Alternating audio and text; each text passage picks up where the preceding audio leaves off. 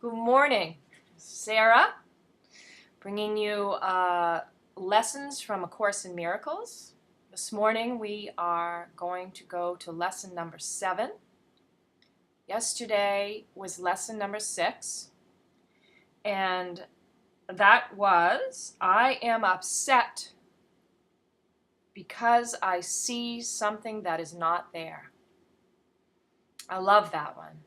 And as I say in all these videos, I love all these beginning ones. And I'm so thankful that I get to go back in this process and read through all these very beginning lessons and really seeing them again like it's the first time, and really having a good understanding, having been going through the course and coming back to them. So I'm very grateful for that. That's what's so incredible about doing this, is that you can go anywhere in this book even after 40 years of studying this course, and it still feels so good, and something will occur to you that didn't occur to you before. So, lesson number 7. This is incredible because this brings us into time. It brings us into time. It kind of talks about the past and the present and the future. And I love this. I love what we're starting. Now we're going to start to get into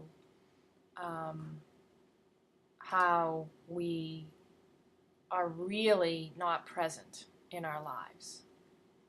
In thought, we're either thinking about the past or we're thinking about the future, but we're not in the present, because in the present moment, as we'll learn, ego can't exist, and so it doesn't want us there.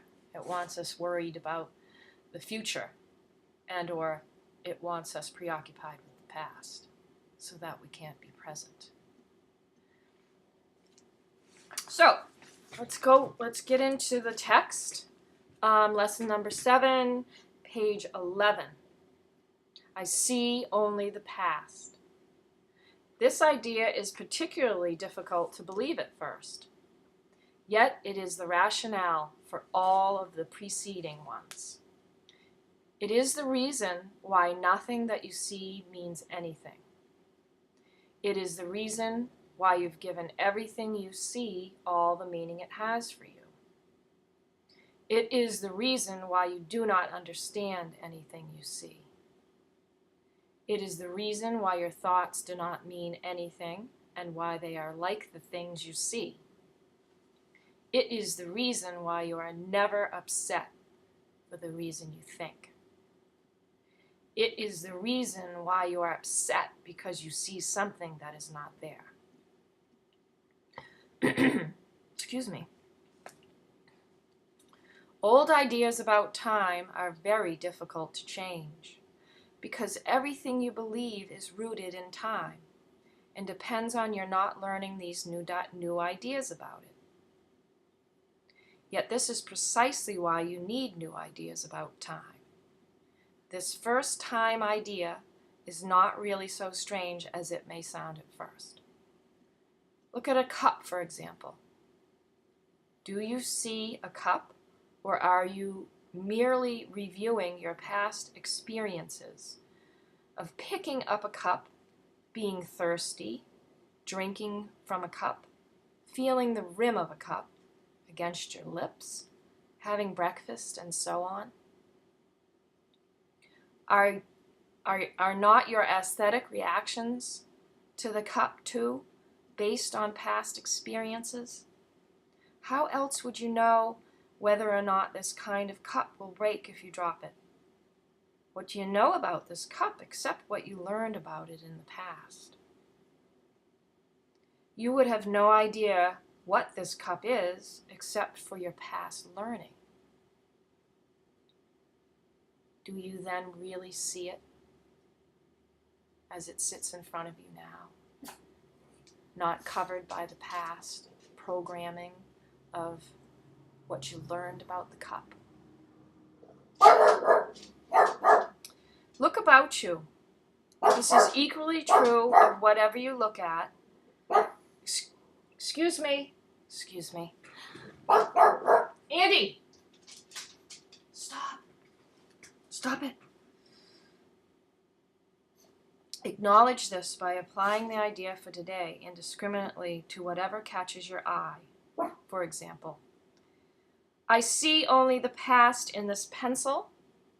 I see only the past in this shoe. I see only the past in this hand. I see only the past in this body.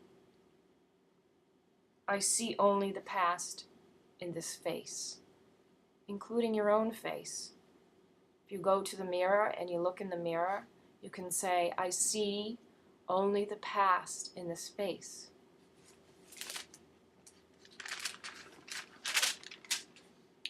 Do not linger over any one thing in particular, but remember to omit nothing specifically. Glance briefly at each subject and then move on to the next. 3 or 4 practice periods, each to last a minute or so, will be enough. This is a good one. This is exciting. I always say that, but this is when we start to realize that everything we see, we see from a lens that's inside of us. So everything we see is colored by this lens of our learning, of what we learned about everything that we see. And when we can clean that lens off of the past, we see things in a different way. We see things as they really are presently, right here, right now. We have judgments that we carry around with us from the past based on what we learned growing up. And that's how we see things, colored by judgment, colored by reaction from the past. And when we can clean the lenses of our minds, then we can see clearly and freshly and crisply, without judgment. And of course, this all goes on unconsciously until we decide and we start a program like this or a process like this of uncovering our judgments about things and we realize that, yes, we really do live in the past. We really do bring the past into the present. And we judge from that lens. And to be able to clean that lens off and to see things through a different lens it's a whole new world. It's exciting and it's new and it's fresh and it's clean and things are right there in front of you instead of clouded by all the thoughts that you have and judgments that you have about those things. And you just take things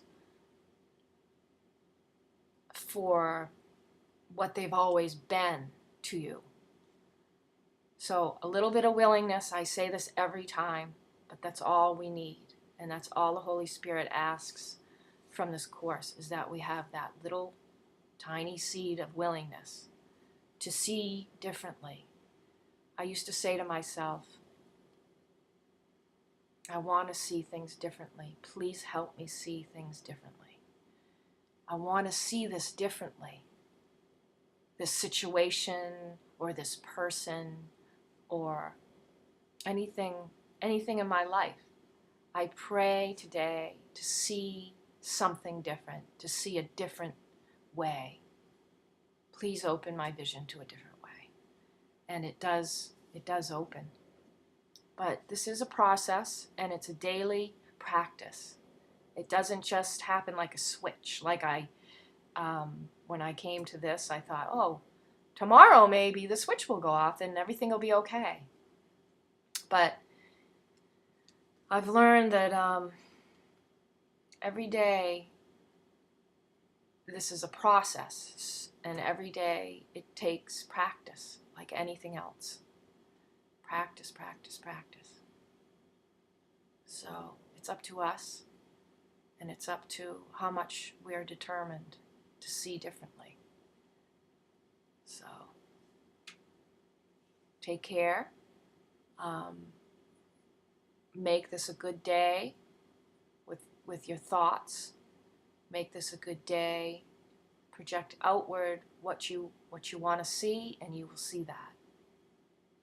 Things don't just happen to you.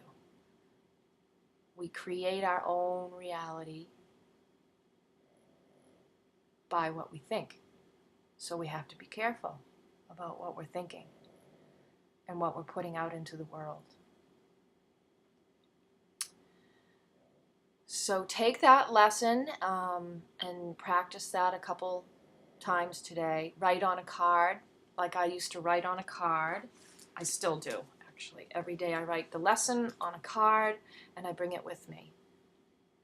So, I see only the past.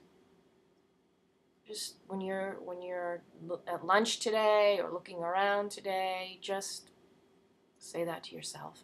I'm seeing this tree from the past.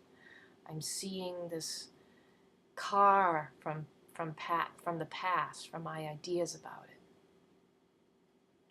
And that's all it's asked today. And I'll see you guys tomorrow.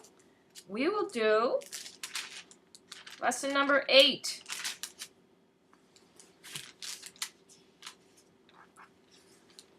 And the only thing the course asks as well is that we don't skip ahead to other lessons. We just stay with the lesson for today. It's all we need to do. Take care, and I will see you tomorrow.